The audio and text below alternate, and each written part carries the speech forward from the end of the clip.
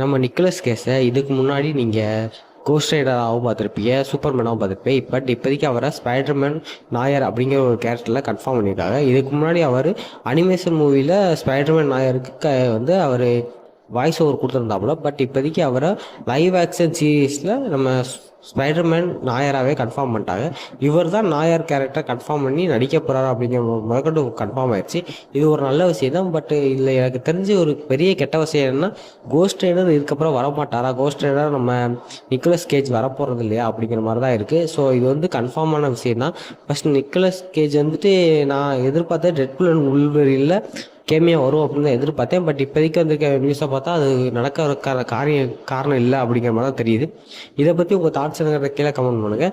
யாரெல்லாம் நம்ம Spiderman Nair சீரீஸ்க்கு wait பண்ணுறீங்க அப்படிங்கிறதையும் கீழே கமெண்ட் பண்ணுங்கள். எனக்கு தெரிஞ்சு ஒரு நல்ல சீரீஸாக அமைக்கான வாய்ப்பு அதிகம் இருக்குது அப்படி தான் நான் நினைக்கிறேன். பாய்.